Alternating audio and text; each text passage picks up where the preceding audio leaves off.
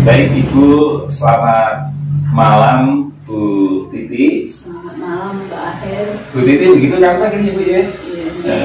Bu Titi kesanipun langkung menapa Bu? Langkung akrab. Kebetulan pemirsa, kebetulan ini saya dengan Bu Titi ini bertetangga kalau di kampungnya. Tapi kalau di kantornya jauh. Ibu Titi ini berada di Jawa Tengah, di Klaten. Sementara tempat tinggal Ibu ini berada di Kabupaten Bantul, di sebelah barat ini Bu ya, ujung utara Kabupaten Bantul. Baik Ibu Titi, kita akan berbincang-bincang di kesempatan kali ini. Tentunya kenapa kemudian kami memutuskan untuk berbincang dengan Ibu gitu. Nah, karena tentunya tampaknya banyak sekali hal-hal yang perlu digali dari Ibu Titi. Banyak hal yang bisa nantinya diambil intinya atau diambil ilmunya, diambil apa ya istilahnya pengalamannya oleh para generasi muda. Nah, oleh karena itu yang pertama Ibu yang ingin kami tanyakan tentang mungkin ada pepatah tidak kenal maka tidak sayang. Oleh karena itu barangkali bisa diinformasikan tentang Ibu Titi sendiri. Ibu Titi sendiri sebenarnya asli Jogja atau mana Ibu? Iya, gitu. Terima kasih Pak Akhir. Gitu. Jadi kalau nama keren saya memang Bu Titi. Oh, nama kerennya ya. Tapi nama panjangnya itu memang saya dari Jawa betul. Dari Jawa betul Ibu. Sri Satiti Hamranani. Sri Satiti Hamranani. Hamranani itu tidak membuat orang mangkal. Hamranani. Kata bapak saya Sri itu rezeki. Sri rezeki. Sat itu 6. Karena saya anak nomor 6 dari 8 bersaudara. Oh, putra ke-6 ya Ibu ya. Titi harapannya saya menjadi anak yang setiti, artinya sesama teliti dan akhirnya membuat orang menjadi senang. Iya. Arti nama saya, tapi karena panjang sehingga namanya cukup Titi gitu. Bu Titi. Bu, berarti benar ya itu Bu kalau nama adalah doa ya Bu ya. Karena kan begini kalau panggilan pun keterangan dari Ibu tadi, bapaknya memberi nama Ibu Sri Satiti Hamranani, itu kan ternyata saat ini benar-benar menjadi seseorang dalam tanda petik itu seseorang yang kemudian bisa menjadi orang nomor 1 di sebuah institusi pendidikan di Muhammadiyah di Klaten sana, yakni di Stikes Muhammadiyah Klaten. Nah ini jadi pemirsa besok kalau sudah punya putra gitu diberi nama yang bagus-bagus seperti Bu Titi. Nah berikutnya Ibu mohon izin, kalau Ibu sendiri tadi 7 bersaudara, 8 bersaudara, Ibu nomor 6. Sekarang masih gesang semua? Kami sekarang tinggal berlima. Jadi saya 5 bersaudara, putri semua sekarang, putri semua. Dan alhamdulillah guru semua. Ya. Yang nomor 1 dan nomor 2 itu guru SMA 1 di Kota Bumi. Ya, kemudian yang nomor 3 kemudian di dekat rumah itu guru juga di SMP Negeri Panjatan. Kemudian saya sendiri alhamdulillah berkat doa orang tua, amin, dan akhirnya sekarang diberi amanah dari PP Muhammadiyah untuk mengelola Stikes Muhammadiyah Klaten.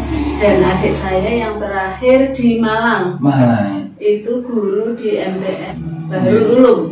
Sebenarnya diberikan di Tambak, tapi karena sama suami di Tambak nggak diizinkan, sekarang sudah jadi di Tambak itu maksudnya kerja di Tambak karena Tambak udang kayak gitu.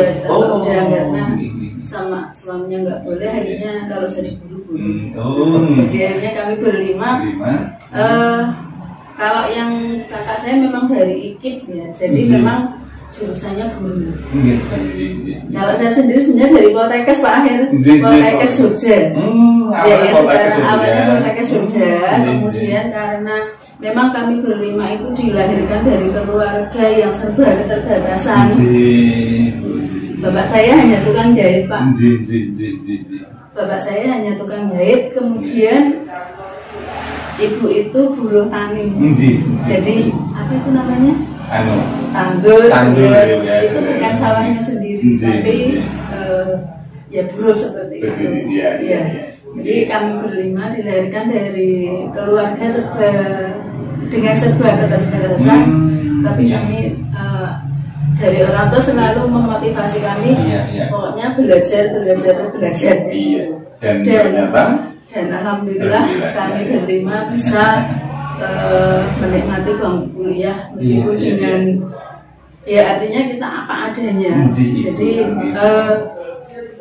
kami berlima itu hanya waktu itu pada saat sekolah kami itu hanya mempunyai 1 sepeda jenggot. Padahal sekolah kami semua di Jogja, di Jogja. Kalau sekarang kan saya tinggalnya di Cebongan Baru ya Bu ya. Cebongan Baru, tapi bukan Cebongan Lapas loh Pak. Oh iya, bukan Cebongan Lapas pemirsa. Cebongan Lapas. Bukan Cebongan Lapas ya. Cebongan Bantul. Cebongan Bantul. Jadi yang sebelah utara. Iya. Sementara kami sekolahnya semua ada di Kota, Jadi ya pokoknya pakai angkutan umum. Waktu itu pakai angkutan umum. Pakai ke kampus. Tapi jalan dulu nggak Bu dari rumah ke jalan besar? Jalan dulu ya. Saya jalan dari Cebongan ke Wirabelajan dulu. Oh jadi ya kisaran 500 meter mungkin ya? Atau malah lebih ya Bu ya? 1 kilo ya. Jadi saya jalan dari Cebongan sampai Wirabelajan depan SMA 1 itu, kemudian di situ kadang ke kampus, kadang bis kota, Kopata apa yang buatnya orang itu. Jadi pakai bis milen kayak. Iya. Itu sampai SMA. Kemudian pas kakak saya juga sama, pokoknya kami angkutan umum semua. Dan uang saku waktu itu hanya pas untuk naik bis. Iya. Jadi saya juga kuliah di Poltekkes. Alhamdulillah 3 tahun selesai. Kemudian pas kuliah saya juga naik bis Damri jalur 15. Ya, jadi Poltekkes berarti yang di dekat pertanahan. Oh iya. Titik Bumi. Jalan Budian. Jalan Budian. Jadi saya harus naik bis Damri jalur 15 itu dari jalan dulu juga dari rumah. Jalan sekitar 200 meter baru nyegat bis. Muter dulu lewat Sudoarum. Gamping. Pokoknya muternya lumayan jauh. Itu sampai 3 tahun sampai alhamdulillah nggak selesai.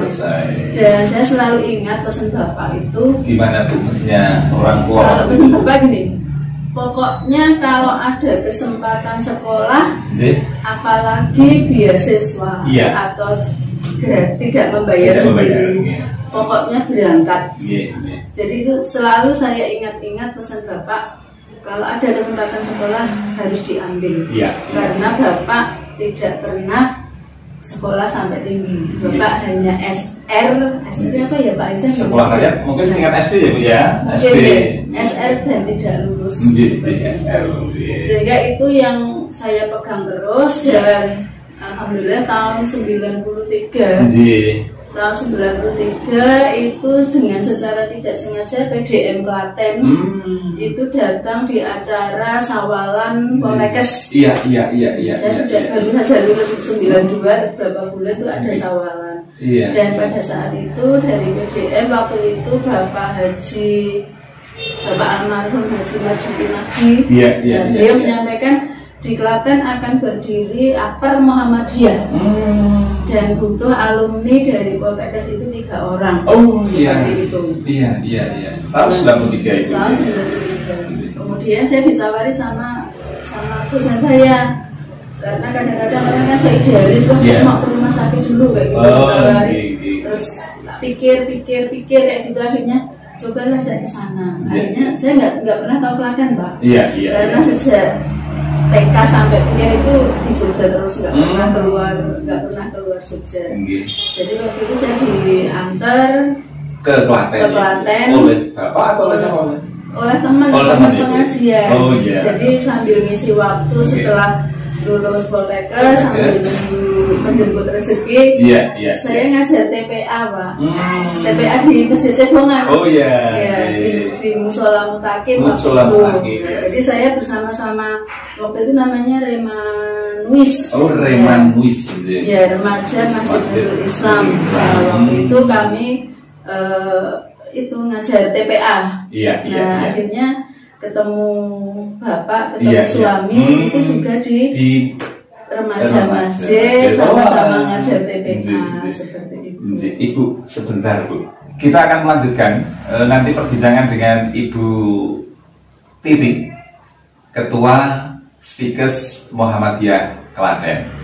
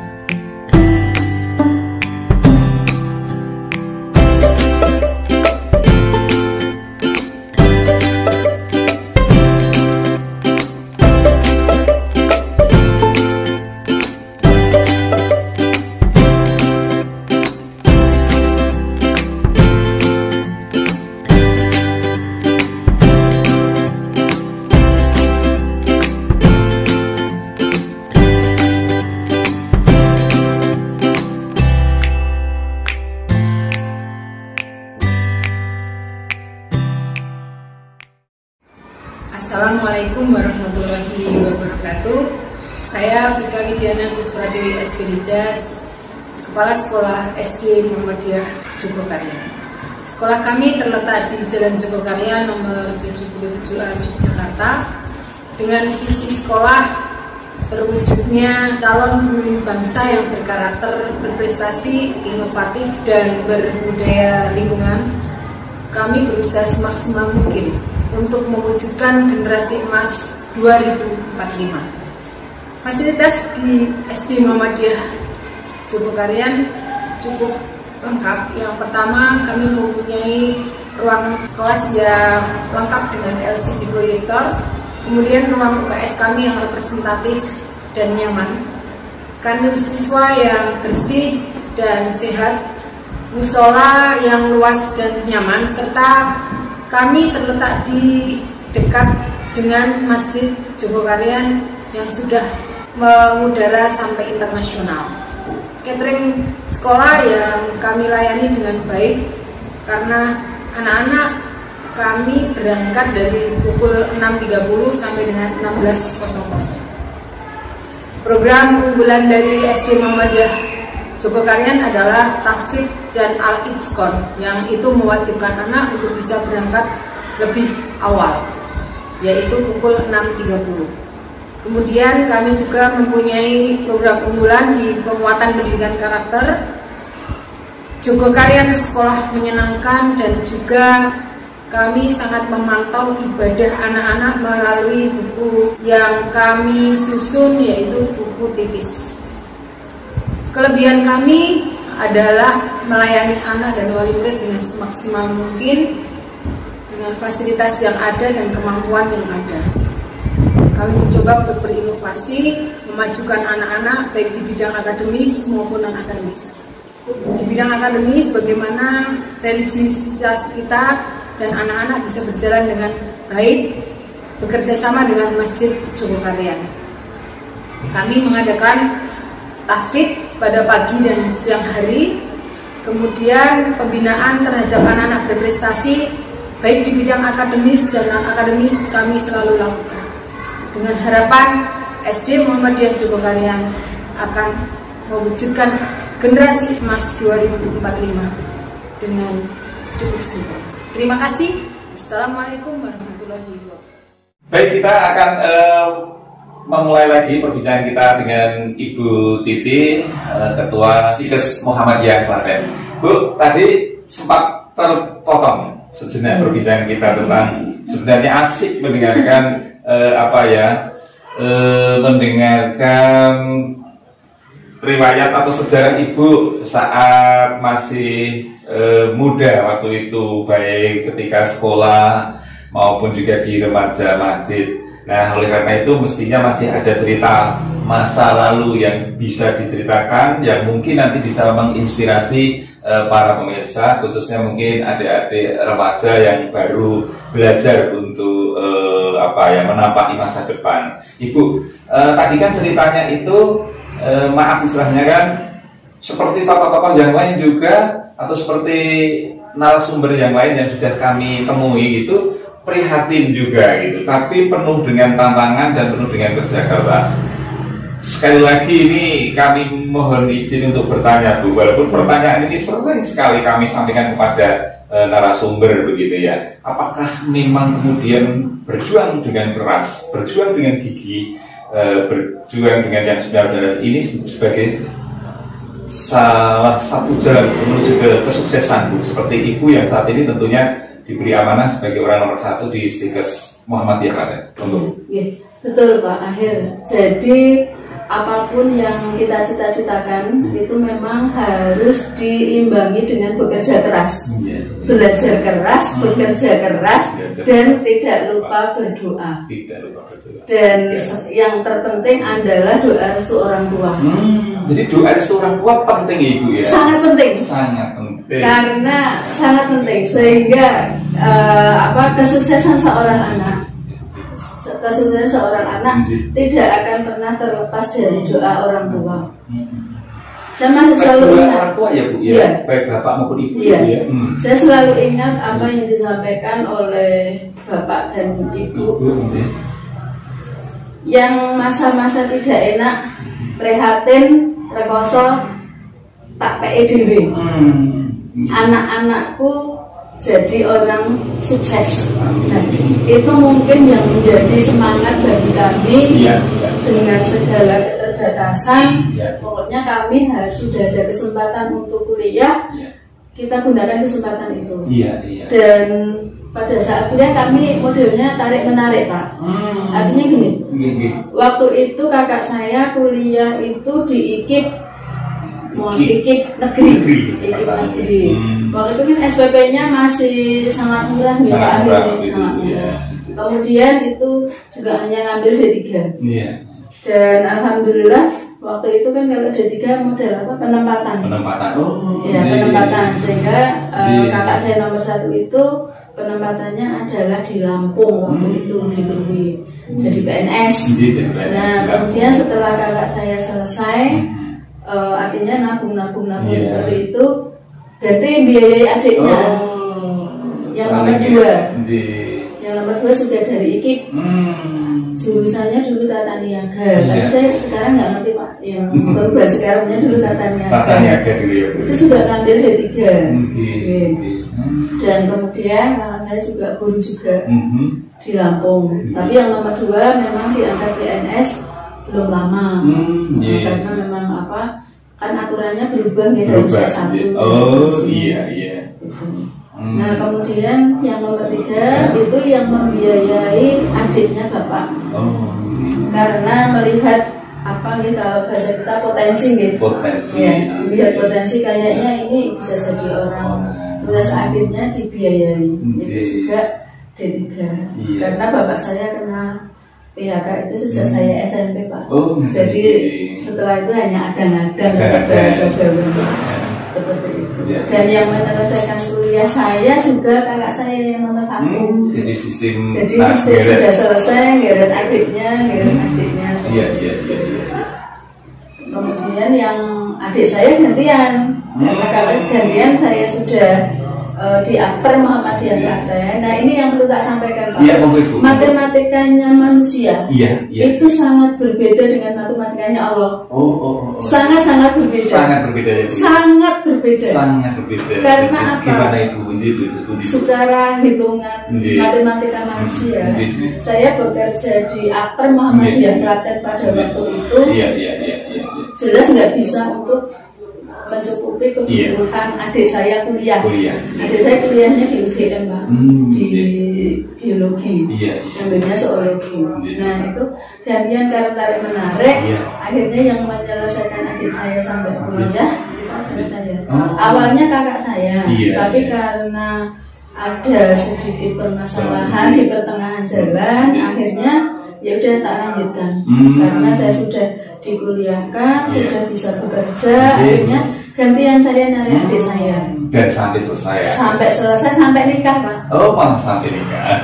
Jadi karena bapak ya karena orang tua untuk apa itu mungkin sudah nggak bisa, ya sudah berarti pokoknya ini adalah tanggung jawab kita bersama. Dan sampai kuliah selesai, yaitu yang saya katakan mungkin berbeda. Itu enggak bisa hitungan itu untuk bayar kuliah nggak bisa Pak. Tapi alhamdulillah itu yang namanya hasil yang berkah.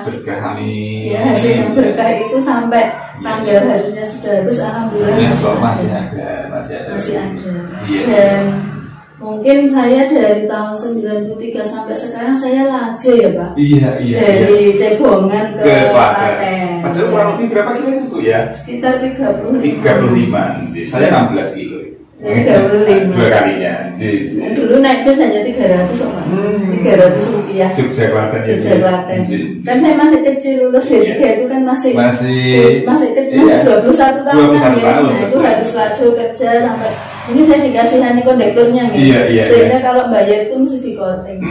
Apalagi laju jadi kan hafal. Jadi waktu itu masih 300. Dan sampai akhirnya adik saya selesai. Kemudian juga ya mungkin karena apa saya laju karena orang tua. Dan kebetulan bapak kan memang sakit ya Pak. Bapak itu sakitnya macam-macam. Jadi asmanya jantungnya DM-nya pokoknya 3 serangkai. Sehingga setiap minggu itu harus kontrol ke rumah sakit PKU Muhammadiyah. Sementara suami waktu itu kan di perkebunan di Cianjur. Sehingga saya di rumah dengan orang tua. Anak saya masih kecil itu Anak masih kecil, bapak saya sakit-sakitan. Setiap minggu harus kontrol ke rumah sakit PKU Muhammadiyah. Betapa anunya Bu ya, waktu itu ada dinamika kehidupan yang harus ada kesabaran, ada ketulusan. Dan sampai akhirnya kan kontrol terus tuh. Yaitu kembali lagi harus menyelesaikan adik, bapak sakit. Yaitu yang saya katakan matematika berbeda. Tapi kita harus bismillah, insya Allah kalau hasil kita itu berkah, insya Allah akan bisa mencukupi dan insya Allah akan akan bisa juga untuk beribadah. Saya gitu aja, dan alhamdulillah sampai akhirnya saya harus melanjutkan sekolah, Pak. Dan itu dibiayai oleh Akper Muhammadiyah Klaten. Iya, ke S1 ya Bu ya. Ke S1. Saya dibiayai full oleh Akper Muhammadiyah Klaten. Waktu itu direkturnya Bapak Hairil Anwar. Itu ya. Saya sekolah, kebetulan waktu itu S1 keperawatan kan masih jarang, Pak. Iya. Sehingga saya harus ke Malang. Oh, Malang. Ke Brawijaya. Itu saya agak telat sekolahnya. Karena memang waktu itu dari suami mensyaratkan, bukan syarat mutlak, kalau sekolah kalau bisa anak diajar. Sehingga saya harus nyari perguruan tinggi yang saya punya saudara. Waktu itu yang ada kan hanya Jakarta. Saya keluar dari Jakarta ada, tapi kan artinya kalau nggak mungkin saya membawa anak saya. Di Bandung saya nggak punya keluarga. Nah, kemudian di Malang itu kebetulan Universitas Brawijaya buka, itu saya masuk angkatan yang kedua. Masuk angkatan yang kedua, dan saya diizinkan di Malang karena adik saya yang tadi sudah lulus kebetulan punya suami dan tinggalnya di Malang. Sehingga saya sekolah di Malang itu membawa anak. Anak saya masih TK kecil, Disa itu baru satu. Jadi Disa itu yang ikut pontang panting karena masih TK kecil, tak bawa ke sana. Sebenarnya sama bapak nggak boleh, tapi karena saya sudah janji sama suami kalau sekolah anak tak ajar, ya pokoknya tak ajar. Sehingga anak saya titipkan di adik. Jadi ya Bu ya, ketaatan kepada seorang suami juga harus ya Bu ya. Karena kan apa namanya suami itu kan kepala keluarga. Kalau tadi katakan doa restu orang tua itu penting. Pada saat kita masih single ya, masih bujangan. Tapi begitu kita keluarga, doa orang tua dan suami itu nomor satu. Karena tanpa ada doa, tanpa ada support, tanpa ada dukungan, kita nggak bisa. Gitu. Bu, saya begini agak kita penggal begitu. Terus kalau S2-nya Bu? Kalau S2 saya di Jakarta, Pak. S2 di Jakarta. Itu saya juga agak telat karena dari suami kan belum mengizinkan, karena masih kecil, sehingga saya sekolah S2 itu kebetulan adanya di UI, di Universitas Indonesia, dan diizinkan oleh suami itu berangkat saya 2008. Anak saya yang terakhir itu lahir 2007. Kemudian setelah anak umur 1 tahun baru saya diizinkan sekolah, sehingga 2008 saya berangkat di UI Jakarta. Saya hanya 3 hari Pak di sana, karena kuliahnya kan hanya Senin sampai Rabu. Kemudian itu juga dibiayai oleh Stikes Muhammadiyah, Pak. Jadi saya terikat secara moral, secara saya nggak bisa Pak ninggalkan Stikes Muhammadiyah, nggak bisa karena saya hanya berawal dari D3, S1 dari Akper Muhammadiyah, S2 oleh Stikes Muhammadiyah Klaten, seperti itu. Ibu, kalau sekarang kita malah karena sudah masuk ke Stikes, oleh karena itu kita masuk ada perbincangan ke Stikes Ibu. Nah, kalau Stikes sendiri Ibu, itu Stikes Muhammadiyah Klaten itu sendiri sebenarnya berdirinya tahun berapa Bu? Apakah Ibu tahun 93 itu masuk di sana baru berdiri, atau mungkin sebelumnya sudah berdiri? Stikes Muhammadiyah Klaten itu embrionya Akper Muhammadiyah Klaten. Akper Muhammadiyah. Itu berdiri tahun 93. Pas berawal saya lulus dari Poltekkes, kemudian dari PDN Klaten mencari alumni Poltekkes. Nah itu mulai berdirinya di situ. Belum ada kampusnya Pak. Tapi kantornya pada saat pendaftaran awal itu di RB Aisyah Klaten, Jalan Pramuka. Itu jadi Akper Muhammadiyah Klaten, kantor awalnya itu di RB Aisyah Klaten, yang sekarang jadi Rumah Sakit Aisyah Klaten, dekat Polres Klaten. Jadi dengan demikian mohon izin Ibu termasuk ini ya Bu, termasuk salah satu pendiri juga ya Bu. Ikut babat alas. Ikut babat alas mendirikan. Lanjut. Dulu pertama Ibu sudah langsung direktur atau? Bukan Mak. Saya masih jadi gangan satu nggak boleh. Jadi direkturnya itu waktu itu Dr. Handri Tomo. Itu dari Jogja. Dari Jogja. Dokter Henry Utomo utama. Terus kemudian perjalanannya setelah akper itu mungkin berapa tahun Bu bisa menjelma menjadi stikes, butuh perjuangan apa dulu ya Bu? Tahun 93 akper, kemudian tahun 94 itu berdiri AKL Muhammadiyah. AKL Muhammadiyah, Akademi Kesehatan Lingkungan Muhammadiyah Klaten. Ya. Kemudian kalau ini sudah punya kampus ya Bu ya? Kalau AKL kampusnya di Klaten Kota Pak. Kalau akper kan agak masuk di stasiun Klaten ke selatan. Jadi beda antara akper dengan AKL beda. Kampusnya beda. Kalau akper itu di kampus yang sekarang ini. Kalau AKL dulu di Klaten Kota yang sekarang STAIN. Lalu hubungannya antara AKL dengan tahun 2003 itu dari AKL bersatu di akper di kampus yang sekarang. Tahun 2003. Belum stikes ya Pak itu. Belum stikes ya. Masih akper AKL kampusnya akhirnya dijadikan satu yang sekarang di kampus itu. Tapi masih dua nama Bu. Masih dua nama. Akper sama AKL. Kemudian tahun 2005 itu artinya dari MKKM waktu itu mengusulkan berdirinya stikes Muhammadiyah Klaten. Jadi itu dengan menambah prodi S1 keperawatan, prodi D3 kebidanan, dan prodi D3 farmasi. Berarti ada berapa prodi Bu saat ini Bu? Saat ini ada 5 Pak. 5 prodi ya? 5 prodi. S1 semua apa yang D Bu? D3 keperawatannya banyak. D3 keperawatan itu yang D3-nya masih. Karena memang animonya masih bagus. Masih bagus dan alhamdulillah kami banyak. Hampir serap di dunia kerja. Kemudian D3 kebidanan, kemudian D3 farmasi. Nah, D3 farmasi itu juga alumninya lumayan banyak, artinya alhamdulillah terserap lah seperti itu. Kemudian S1 keperawatan, satunya adalah prodi nurse. Iya. Terus kalau ini Bu kan mahasiswa mestinya tidak hanya mengambil dari Klaten Bu. Nah ini paling jauh se-Indonesia Bu ya? Indonesia. Dari Papua ada.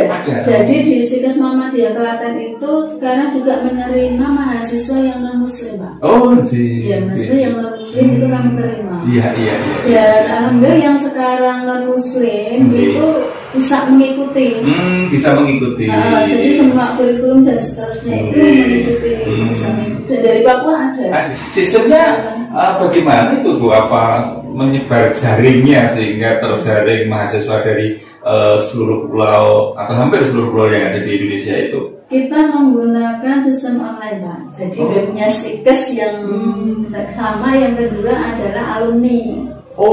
Jadi alumni itu kan artinya perkembangan institusi itu tidak akan terlepas dari alumni. Sehingga alumni yang menjadi corong atau publikator bahwa ini harus Stikes Muhammadiyah Klaten. Sehingga kami mahasiswanya ya Indonesia. Mohon maaf Bu, kalau dari akper sampai kemudian bergabung ke Stikes itu, sekarang sudah menjadi Stikes itu berapa alumninya Bu? Sudah ada ribuan, 1000 gitu? Kalau alumninya sudah banyak. Setiap kali melulusnya kami rata-rata 300-an lah, kurang lebih 300-an. Ya 300-an. Dan kami juga mengelola kemarin alhamdulillah dipercaya untuk mengelola dinas yang dari RSUD Muwardi, kemudian RS Rumah Sakit Arif Yainuddin Solo, itu kemudian Rumah Sakit Asuransi Darmanegara Klaten yang terkenal itu dari Jadi alhamdulillah kalau di rumah sakit sekitar Klaten itu untuk teman-teman yang mau melanjutkan dari D3 ke S1, alhamdulillah di Stikes Muhammadiyah Klaten. Kalau ini Bu, mahasiswa inklusi ada juga Bu, mungkin 1-2 yang umpamanya beliau tunadaksa barangkali itu cacat, itu ada nggak ya Bu ya mahasiswa? Kalau yang syarat itu kan memang kami kalau sehat jasmani rohaninya. Karena untuk perawat sehingga kan untuk tinggi badan kami memang ada batas persyaratannya. Masuknya sulit nggak tuh masuk di Stikes? Kalau masuk di Stikes Muhammadiyah Klaten yang sekarang ini kita semua online, Pak. Oh, untuk yang tahun ini baru mulai tahun ini Bu ya? Tahun ini karena masa pandemi ini sehingga kita online semua. Untuk kan memang tesnya ada 2, tes kesehatan, tes tertulis sama kesehatan. Iya.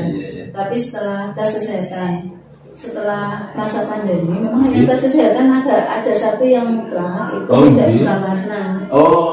Itu Bu ya, prasyarat harus sama tinggi badan untuk yang perawat bidan itu harus minimal itu kita 150 untuk putri. Untuk putra 150.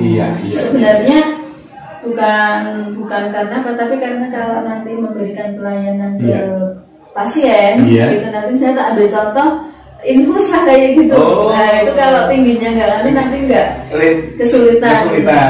Seperti itu, sehingga memang kami mengacu ke DPS juga pengaturannya, sehingga tinggi badan itu untuk yang putri 150 minimal, yang putra minimal 155. Dan tugas kesehatan mutlak itu tidak boleh kita warna. Kembali ke Ibu ini Bu, kembali ke Ibu tentang karirnya ini Bu. Pernah nggak menjadi dosen Bu? Awal tadi mungkin dosen pun belum boleh gitu. Nah mungkin terus berikutnya ke dosen atau apa sehingga sekarang menjadi orang nomor 1 di Stikes Muhammadiyah Klaten.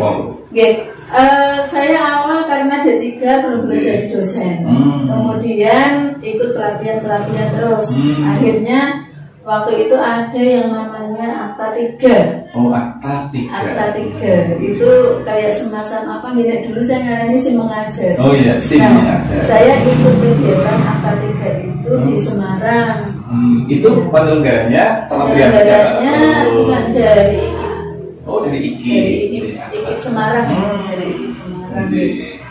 Saya ikut Akta 3 di Semarang, kemudian setelah dapat itu saya diizinkan ngajar. Itu pun nggak banyak. Mata kuliahnya yang diampu belum banyak. Nggak boleh banyak. Karena memang baru D3 nanti tesnya jeruk makan jeruk. Kemudian saya dosen biasa Pak, dosen ngajar aja hanya sedikit dan sering ke rumah sakit, bahkan magang ke rumah sakit. Selama magang ke rumah sakit seperti itu. Kemudian setelah dapat, saya masih D3 itu saya masih kumpul lah kayak gitu. Saya disuruh sana, disuruh sini, kayak gitu. Kita ikut aja lah, pokoknya kita Bismillah lah. Kemudian masuk ke S1. Nah, setelah dari S1 pun saya masih dosen biasa Pak. Saya selesai S1 itu 2003. Nah, saya belum punya belum punya kedudukan, belum pernah, pokoknya saya dosen biasa. Nah, waktu itu oleh Pak Hairul Anwar waktu itu kan ketua direktur gitu, direkturnya itu kan Pak Hairul Anwar. Terus Bu Titi punya sekarang ngurusi di pengajaran.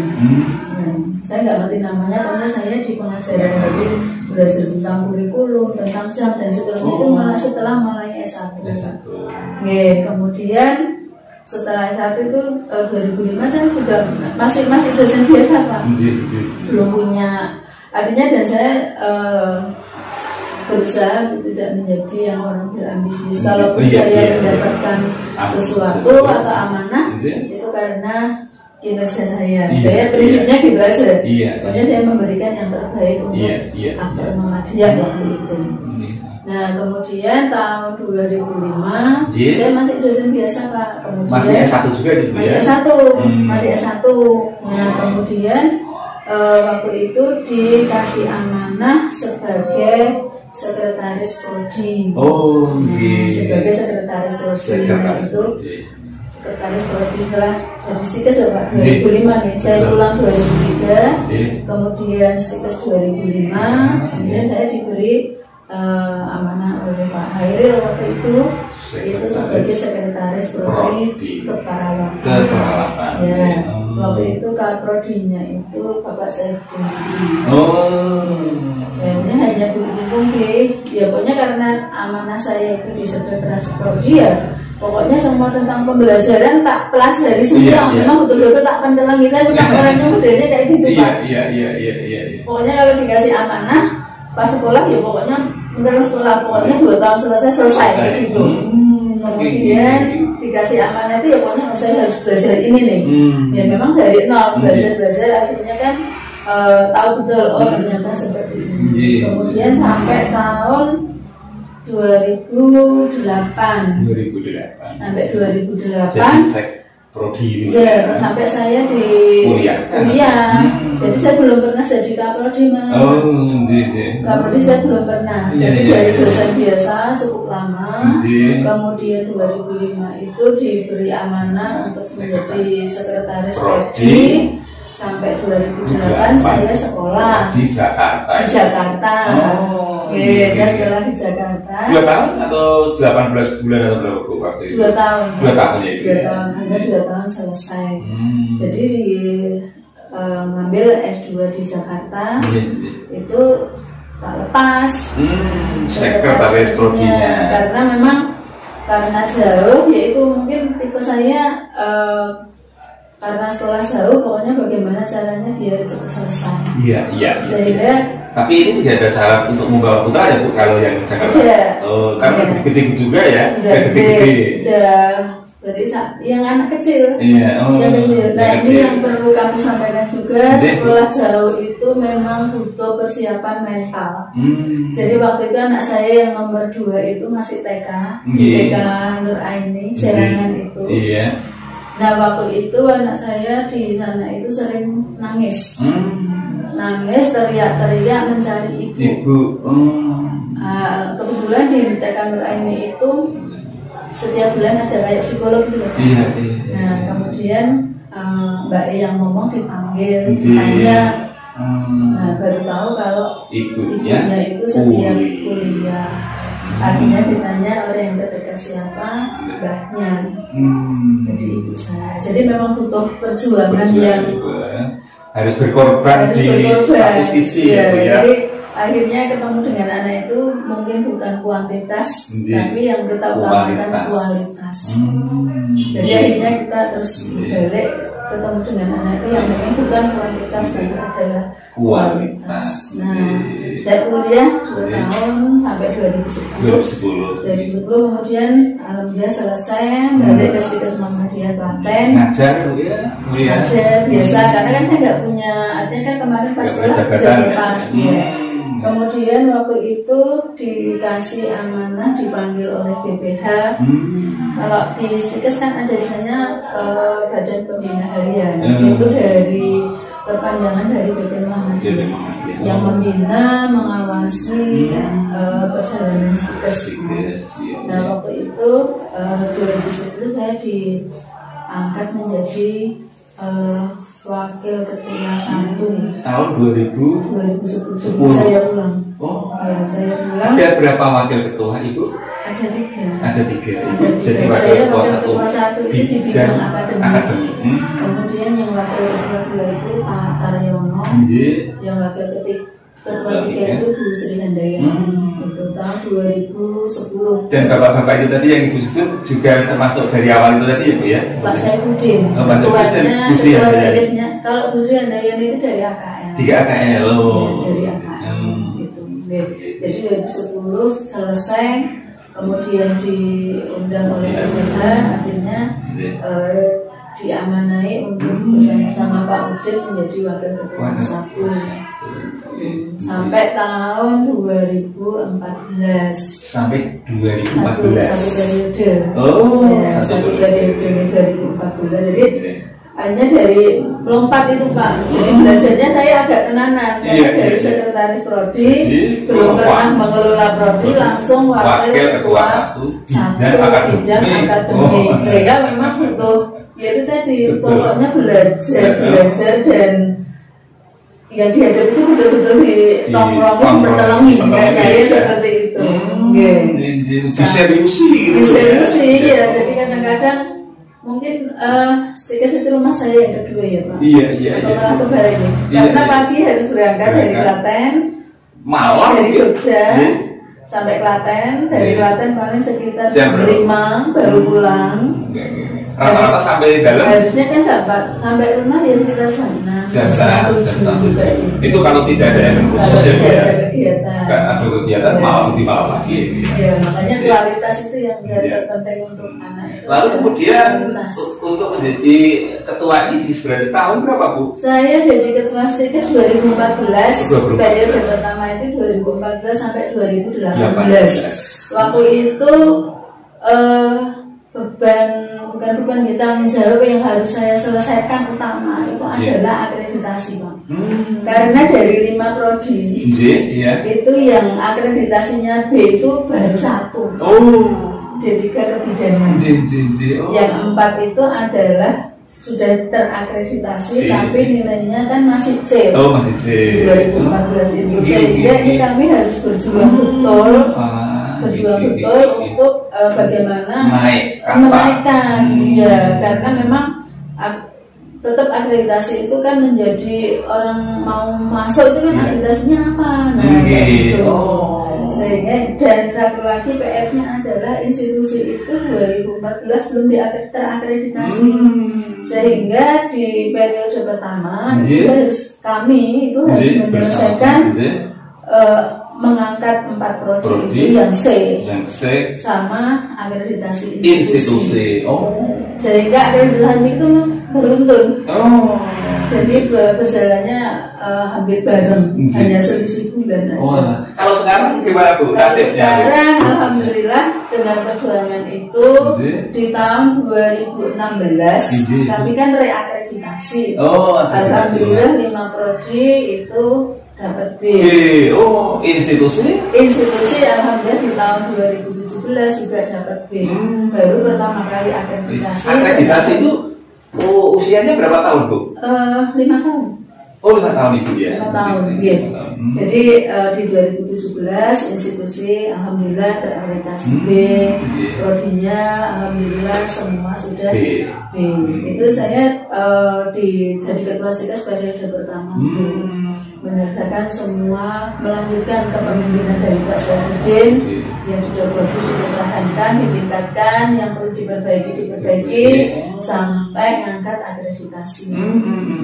Kemudian kami juga di tahun 2000 periode pertama itu antara 2014 sampai 2018 alhamdulillah sudah berusaha yang sedikit-sedikit dikumpulkan punya setelan tanah Pak di daerah Prambanan, dekatnya SDM. Di situ kami ada sekitar tahun 2015 lah kami itu ada sekitar 5.000 meter. 5.000 meter di Prambanan. Di Prambanan tapi masih wilayah Klaten. Masih wilayah Klaten. Itu dekatnya SDM. Dekatnya SDM. Dekatnya Natasha, dekatnya SDM. Iya. Nah itu kan pokoknya kami nyimpen dulu. Kemudian sampai 2018, kemudian ada pilihan ketua yang kedua. Periode kedua dan alhamdulillah diamanai lagi Pak oleh PP Muhammadiyah untuk menjadi ketua STIKES yang periode yang kedua. Tapi itu memang ya butuh perjuangan. Jadi memang ada tahapan atau roadmap yang harus disusun jelas kayak gitu. Renstra harus jelas. Ini menyelesaikan apa, sehingga kalau akreditasi menjadi utama sudah. Tahap kedua ini saya harus tahap saya yang paling mungkin tidak melibatkan semua institusi adalah meningkatkan jabatan fungsional dosen sama meningkatkan jabatan dosen dari asisten ahli ke atasnya jadi sama sertifikasi dosen. Jadi ada berapa dosen Bu di STIKES? Ada 40-an. Sekarang tambah 2, jadi ada 42. Sudah ada yang bergelar dokter itu? Dokternya baru satu. Kemudian yang sedang proses 3. Yang dokter yang sudah dokter 1, yang sedang proses itu dan di tempat yang berbeda. UGM 1, UI 1, UNS 1. Jadi sekarang yang berproses dokter 3. Kemudian tahun ajaran ini yang proses daftar ada 4. Untuk dokter Bu ya. Oh. Ya, jadi yang sudah dokter baru 1, kemudian yang proses 3, yang sekarang daftar ini yang sudah izin itu ada 4. Ini nanti ya Bu ya, subsidi silang juga sistem pembayarannya apa murni stikes? Karena teman-teman masih usianya masih bisa untuk mendapatkan BPJS, sehingga memang kami upayakan untuk mendapatkan BPJS. Meskipun sebelum mendapatkan BPJS, stikes yang cover untuk biaya kuliah. Jadi kami harus bertahap untuk sekolah karena nggak mungkin bareng semua ngambil dokter Pak, nanti kampusnya kosong. Sehingga kami memang harus ada seleksi ada sesuai dengan rencana pengembangan. Dia ada registranya tadi ya. Kemudian yang serdos pun pada saat periode pertama sertifikasi dosen itu Pak, itu kan upaya kami untuk menambah kesejahteraan dosen kan salah satunya bagaimana dosen itu bisa lolos sertifikasi. Pada saat saya jadi ketua pertama itu 2014 itu baru 3 yang tersertifikasi yang mendapatkan sertifikasi. Kalau sekarang sudah 60%. Jadi yang sudah lolos 24. Yang sudah lolos artinya sudah lolos. Kemudian yang 2020 yang sedang proses ini yang sampai D5 3. Jadi kalau yang 2020 itu bisa lolos semua berarti sudah 31 dari 40. Dari 40. Iya, luar biasa. Jadi jabatan fungsional sudah teman-teman karena memang masih banyak yang muda Mas, sehingga cepet kayak gitu. Jadi memang harus dimotivasi, memang harus motivasi. Bu, kalau sekarang di periode kedua ini paruh periode kedua ini apa Bu, obsesi untuk memimpin di stikes apa Bu, untuk merealisasikan apa mungkin dari Renstra yang sudah dibuat. Jadi Renstra yang kami buat di 2020 itu memang kami akan satu akreditasi tetap yang kita usahakan. Yang kedua kita mengembangkan unit usaha Pak. Yang sedang kami bangun sekarang adalah rumah sakit PKU Muhammadiyah Prambanan. Itu nanti dinamakan apa Bu? Namanya rumah sakit PKU Muhammadiyah Prambanan. Walaupun yang mendirikan yang menyelenggarakan adalah Stikes Muhammadiyah Klaten. Terus sekarang tahap apa ini Bu? Sekarang tahap pembangunan 45%. Dan itu nanti kan mestinya juga ada rekrutmen dokter, perawat, karyawan gitu ya depannya. Banyak ada. Jadi itu rumah sakit itu menjadi satu bagian yang tidak bisa terpisahkan dari stikes. Seperti itu. Jadi dan nantinya mungkin bisa saling nopang juga. Iya, artinya kami dengan tim direksi rumah sakit stikes maju, rumah sakit maju bareng. Nah seperti itu. Dan kami juga sedang proses untuk penambahan prodi baru. Jadi memang Renstra kami di periode kami di 2020 kan memang membangun mendirikan rumah sakit. Jadi mohon doanya saja, usulannya saja nanti tahun 2020 bisa selesai dan bisa operasional. Amin. Seperti itu sehingga impian kami untuk mempunyai satu rumah sakit itu terwujud. Nah itu kita terobsesi itu misalnya gempa 2006 itu. Jadi kebetulan waktu itu kan di depan lahan yang kami punya itu dulu rumah sakit darurat Kuba itu. Dan kebetulan lokasinya kan di Jalan Nasional. Dan kebetulan juga terutama di prodi keperawatan itu visinya itu tentang kegawat daruratan. Jadi artinya sangat cocok sekali. Dan juga tempat di situ itu memang agak jauh dari rumah sakit yang lain. Jadi memang artinya sangat potensi.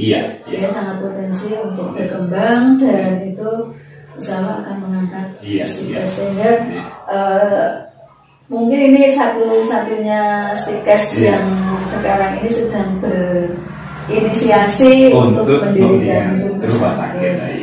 Terus Bu, tadi mohon maaf, stikes ini ke depan akan nggak ada bayangan untuk menjadi universitas enggak Bu? Ini sedang proses, Pak. Oh, proses. Iya. Jadi sedang proses untuk penggabungan dari PTN yang ada di Klaten untuk menjadi Universitas Muhammadiyah Klaten. Ya, ini sedang proses. Maka tadi saya sampaikan kami akan menambah prodi baru karena itu dalam rangka untuk persiapan untuk Universitas Muhammadiyah Klaten. Ya, ini kami sedang berproses. Ya, sehingga kami ada tim yang kalau kita katakan ini tim yang ini untuk menolongi rumah sakit, kemudian yang satunya adalah untuk mempersiapkan UMK. Ini kami sudah sedang proses, untuk ngisi instrumen dan seterusnya untuk persiapan UMK. Jadi memang dari Mas Distrik pun dari LLDT ini sudah saatnya Institut Muhammadiyah Klaten untuk menjadi universitas. Itu disampaikan pada saat wisuda kemarin, pada saat wisuda 2019. Kemudian Prof. DP hadir dengan sendiri dan itu memang memotivasi kami untuk STIKES ini harus gabung menjadi UMK. Dan juga dari Ketua Majelis Dikti Pimpinan Pusat Muhammadiyah Prof. Nurtalin Asad. Pada saat pelantikan beliau hadir dan menyampaikan ini sama seperti yang disampaikan oleh Prof. Ini sudah saatnya STIKES Muhammadiyah Klaten berubah menjadi universitas. Sehingga kami ada dua pekerjaan besar, rumah sakit dan pembentukan universitas.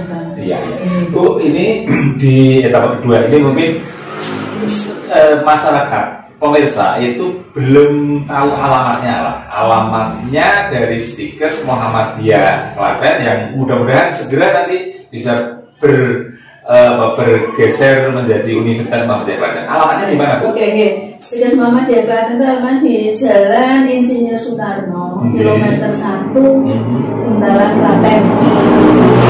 Tepatnya adalah di Terminal Klaten yang baru. Terminal Insinyur Soekarno itu ke selatan, kurang lebih Terminal Insinyur Soekarno.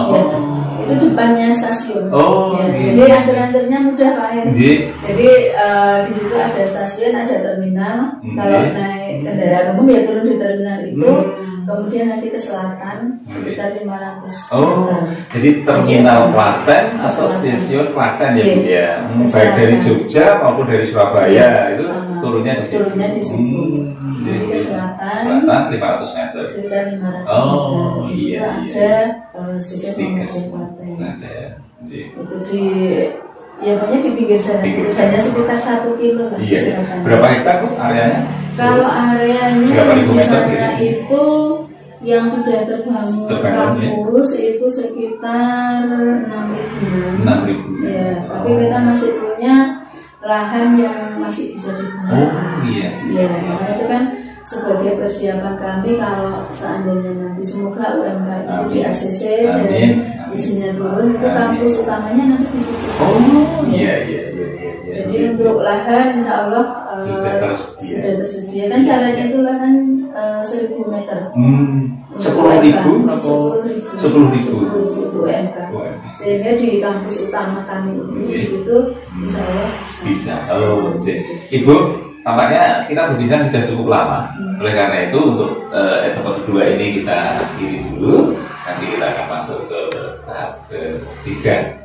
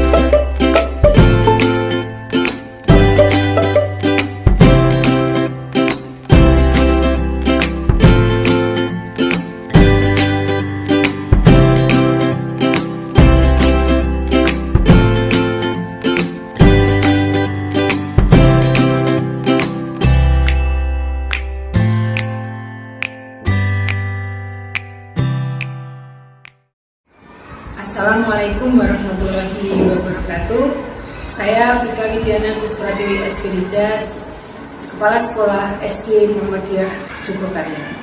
Sekolah kami terletak di Jalan Jogokaryan nomor 77A Yogyakarta dengan visi sekolah terwujudnya calon guru bangsa yang berkarakter, berprestasi, inovatif, dan berbudaya lingkungan. Kami berusaha semaksimal mungkin untuk mewujudkan generasi emas 2045. Fasilitas di SD Muhammadiyah Jogokaryan cukup lengkap. Yang pertama, kami mempunyai ruang kelas yang lengkap dengan LCD proyektor. Kemudian ruang UKS kami yang representatif dan nyaman, kantin siswa yang bersih dan sehat, musola yang luas dan nyaman, serta kami terletak di dekat dengan Masjid Jogokaryan yang sudah mengudara sampai internasional. Catering sekolah yang kami layani dengan baik karena anak-anak kami berangkat dari pukul 6.30 sampai dengan 16.00. Program unggulan dari SD Muhammadiyah Jogokaryan adalah tahfidz dan al-itqon, yang itu mewajibkan anak untuk bisa berangkat lebih awal, yaitu pukul 6.30. Kemudian kami juga mempunyai program unggulan di penguatan pendidikan karakter, Jogokaryan sekolah menyenangkan, dan juga kami sangat memantau ibadah anak-anak melalui buku yang kami susun, yaitu buku tipis. Kelebihan kami adalah melayani anak dan wali murid dengan semaksimal mungkin dengan fasilitas yang ada dan kemampuan yang ada. Kami mencoba untuk berinovasi, memajukan anak-anak baik di bidang akademis maupun non-akademis. Di bidang akademis, bagaimana religiusitas kita dan anak-anak bisa berjalan dengan baik, bekerja sama dengan Masjid Jogokaryan. Kami mengadakan tahfidz pada pagi dan siang hari, kemudian pembinaan terhadap anak-anak berprestasi, baik di bidang akademis dan non-akademis kami selalu lakukan. Dengan harapan SD Muhammadiyah Jogokaryan akan mewujudkan generasi emas 2045 dengan cukup simpel. Terima kasih. Assalamualaikum warahmatullahi wabarakatuh. Ya baik pemirsa, kita akan masuk ke segmen berikutnya di perbincangan dengan Ibu Hajah Sri Sartiti Hamranani SMK ya. Dan ini segmen ini adalah segmen bagaimana ibu kita, tokoh kita, kemudian narasumber kita di malam hari ini mungkin akan memberikan closing statement atau mungkin pesan-pesan kepada masyarakat. Ya, monggo Bu disampaikan mungkin closing statement. Oke, baik, terima kasih Pak Her. Jadi untuk generasi muda, remaja, yang pertama adalah dari apa yang saya sampaikan. Yang pertama, bekerja, kita belajar harus selamanya. Ya, selama hidup kita harus bekerja. Yang kedua adalah giat bekerja, belajar dan bekerja. Dan yang terpenting adalah selalu hormat, patuh orang tua, dan selalu mohon doa restu orang tua. Itu nomor 1. Apapun kondisi kita, pokoknya orang tua adalah nomor 1. Kemudian untuk mendapatkan sesuatu, meraih sesuatu, tidak bisa kita dengan bermalas-malasan. Kita harus pokoknya bekerja gigih, kita ada target itu. Kemudian untuk pada remaja juga, kepandaian itu bukan hanya kepandaian akademik saja. Mohon untuk 1, agama tolong ditingkatkan, keimanan, akidah, doa itu tolong ditingkatkan. Yang kedua adalah pandai berorganisasi. Karena pada saat bekerja yang kita butuhkan bukan hanya kepandaian akademik saja, tapi bagaimana kita mengelola satu organisasi itu menjadi penting. Sehingga untuk para mahasiswa yang masih aktif, tolong juga ikut terlibat di dalam organisasi kemahasiswaan. Dan khususnya adalah pada kader-kader Muhammadiyah, ya, khususnya kader Muhammadiyah. Tetap bekerja keras, gigih. Kita harus betul-betul bisa individual Muhammadiyah. Apapun amanah yang diberikan oleh Muhammadiyah harus kita jalankan dengan bagus. Dan untuk bergabung untuk generasi muda, remaja, anak-anak SMA, monggo bergabung ke Stikes Muhammadiyah Klaten. Kita penerimaan mahasiswanya online, cukup di rumah saja. Buka webnya Stikes Muhammadiyah Klaten. Kemudian untuk tes kesehatan cukup mengirimkan hasil tes kesehatan dari asal calon mahasiswa, sehingga mahasiswa datang ke Stikes sudah tidak perlu repot-repot untuk datang untuk mendaftar. Jadi daftar cukup di rumah saja, bahasa saya cukup di rumah saja untuk bergabung di Stikes Muhammadiyah Klaten. Mudah-mudahannya Stikes Muhammadiyah Klaten tetap eksis, dan upaya kami untuk membangun satu rumah sakit PKU Muhammadiyah Prambanan, dan perubahan Stikes Muhammadiyah Klaten menjadi Universitas Muhammadiyah Klaten berjalan dengan lancar, dimudahkan, dan insya Allah itu segera terwujud. Amin. Sekali lagi untuk generasi muda, monggo jangan mudah putus asa. Jangan mudah putus asa. Perjalanan masih cukup panjang, dan itu perlu diperjuangkan. Baik pemirsa, itu tadi perbincangan kami dengan Ketua Sekolah Tinggi Ilmu Kesehatan Muhammadiyah Klaten, yang mudah-mudahan bisa bermanfaat bagi para pemirsa semua. Kita akan berjumpa kembali tentu dengan narasumber, dengan tokoh yang lainnya. Selamat malam dan sampai jumpa.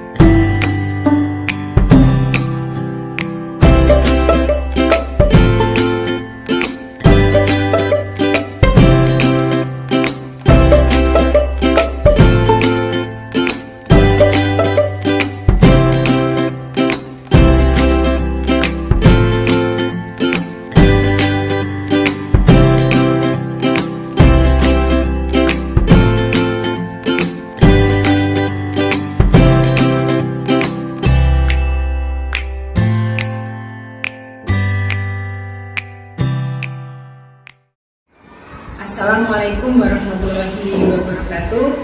Saya Vika Widiana Kuspratiwi SPDJ, Kepala Sekolah SD Muhammadiyah Jogokarya. Sekolah kami terletak di Jalan Jogokarya nomor 77A Yogyakarta, dengan visi sekolah terwujudnya calon pemimpin bangsa yang berkarakter, berprestasi, inovatif, dan berbudaya lingkungan, kami berusaha semaksimal mungkin untuk mewujudkan generasi emas 2045. Fasilitas di SD Muhammadiyah Jogokarian cukup lengkap. Yang pertama, kami mempunyai ruang kelas yang lengkap dengan LCD proyektor, kemudian ruang UKS kami yang representatif dan nyaman, kantin siswa yang bersih dan sehat, musola yang luas dan nyaman, serta kami terletak di dekat dengan Masjid Jogokarian yang sudah mengudara sampai internasional. Catering sekolah yang kami layani dengan baik karena anak-anak kami berangkat dari pukul 6.30 sampai dengan 16.00. Program unggulan dari SD Muhammadiyah Jogokarian adalah tahfidz dan al-itqon, yang itu mewajibkan anak untuk bisa berangkat lebih awal, yaitu pukul 6.30. Kemudian kami juga mempunyai program unggulan di penguatan pendidikan karakter, Jogokarian sekolah menyenangkan, dan juga kami sangat memantau ibadah anak-anak melalui buku yang kami susun, yaitu buku tipis. Kelebihan kami adalah melayani anak dan wali murid dengan semaksimal mungkin dengan fasilitas yang ada dan kemampuan yang ada. Kami mencoba untuk berinovasi, memajukan anak-anak baik di bidang akademis maupun non-akademis. Di bidang akademis, bagaimana religiusitas kita dan anak-anak bisa berjalan dengan baik, bekerja sama dengan Masjid Jogokarian. Kami mengadakan tahfidz pada pagi dan siang hari, kemudian pembinaan terhadap anak-anak berprestasi baik di bidang akademis dan non-akademis kami selalu lakukan, dengan harapan SD Muhammadiyah Jogokarian akan mewujudkan generasi emas 2045 dengan cukup simpel. Terima kasih.